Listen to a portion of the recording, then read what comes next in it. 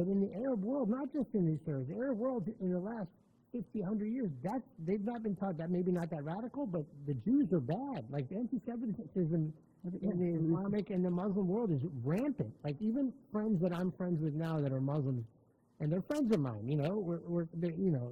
they're not radical, and when I speak to them, I call them out. I'm like, listen, you can't admit to me, you have to admit to me, you can't tell me that there's not anti-Semitism that you've heard all your life. And they will all admit it to Of course, if they're raised in a Muslim family, and in order to be Muslim, by the way, you can't just say you're Muslim. Right. It requires certain acts, submission.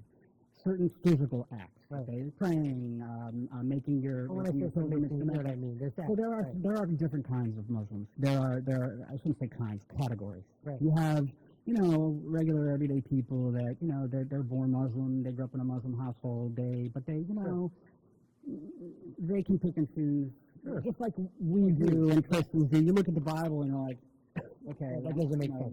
The pig and the lay down with the that part doesn't make sense. But love thy neighbor, that part I agree with. Right. Because you can decide on your own. Right. So there are those kinds of Muslims that or those categories, let's just say, where they go about their daily life like everybody else, and they don't hate anybody.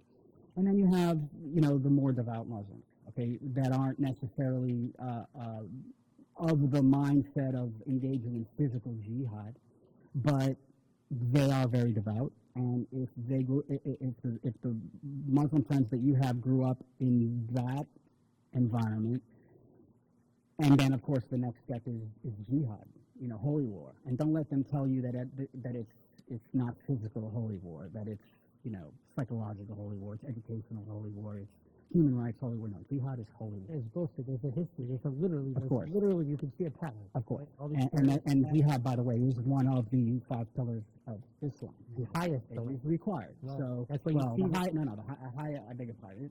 I'm semantic now, but really the highest is that no other God comes before God, and no other prophet comes before Muhammad. In the progression, I mean, that's why you see a lot of the clears. Yeah. You get what I'm saying? That's where the jihad level is. And who says it? Moshe Hassan, the Green Prince, says it in his book. He says, awesome. In the ladder of, let's just say, Islam, there's always, of course, good, God-fearing, peaceful Muslims. But then the problem is that at the higher level there is jihad, right? And you never know at what level the person is, because there's progression. So that's the issue that you have.